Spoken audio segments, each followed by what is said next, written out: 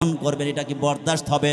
না না না, কোন আত্মমর্যাদা সম্পন্ন লোক তা এটা মানতে পারে না।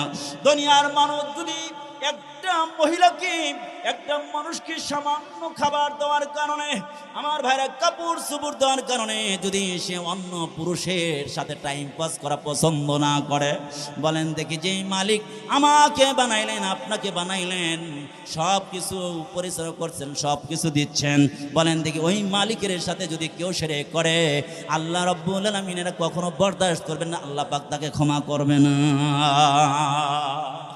আমার ভাইরা, তাওহীদ হচ্ছে তাওহীদ ফিল হুকুম আর তাওহীদ ফিল ইবাদত। একটা হচ্ছে বিধানগত তাওহীদ, আল্লাহ পাককে বিশ্বাস করা, দুনিয়ার কারো হুকুম মানা যাবে না, একমাত্র হুকুম মানবো কার? আরো আওয়াজ করে বলতো, এজন্য সৃষ্টি যার, হুকুম তার, আসমান যার, জমিন যার, হুকুম চলবে কার? আরো জোরে বলেন কার?